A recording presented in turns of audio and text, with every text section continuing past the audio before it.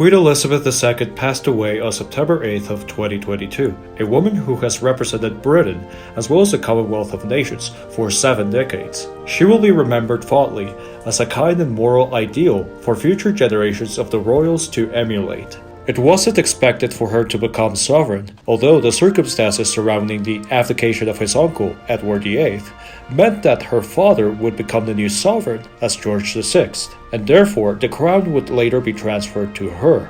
With the passing of his father, King George VI, on February 6th of 1952, Elizabeth had immediately become the Queen of the United Kingdom at the age of 25, although her formal coronation took place when she was 27. One of my favorite quotes from the Queen is the following. I could make my solemn act of dedication with the whole empire listening.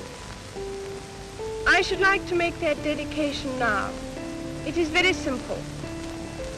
I declare before you all that my whole life, whether it be long or short, shall be devoted to your service and to the service of our great imperial family to which we all belong.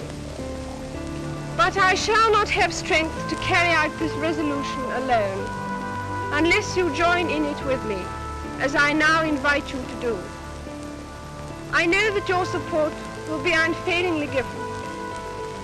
God help me to make good my vow, and God bless all of you who are willing to share in it.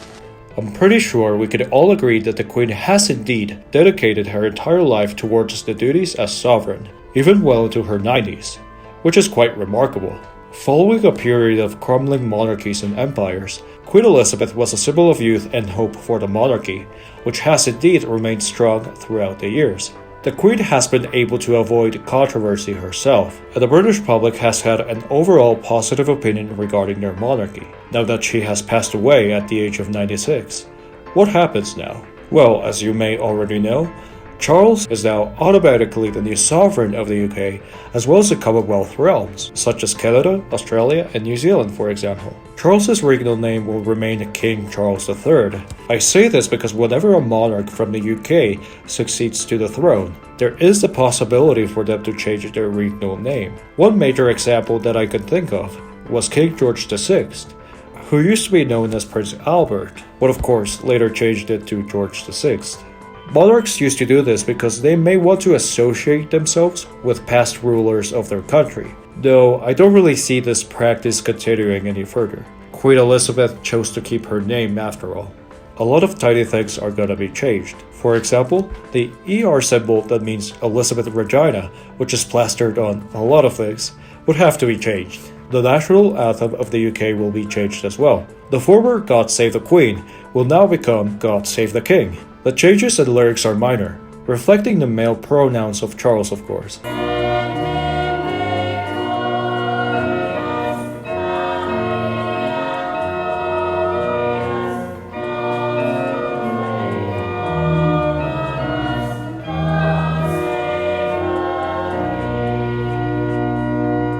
Now, one of the most prominent changes will be seen in the banknotes and coins within the Commonwealth. The face of the former Queen Elizabeth II would have to be swapped over time with King Charles III, which is going to be rather interesting, as I know Charles wasn't particularly popular in the past. But yeah, like it or not, we will see King Charles's face in banknotes and coins across the UK, Canada, Australia, and so on. While Charles is the new king officially, it is likely that his formal coronation will take place a year later. Such was the case for Queen Elizabeth II, who actually got her coronation a year later she became the Queen. It is an event that requires a lot of preparation, and the priority right now, I would say, is to mourn the death of Queen Elizabeth anyways. What I think is truly sad about the passing of Queen Elizabeth II is that, as far as I know, she was the last ruling head of state who had participated in the Second World War.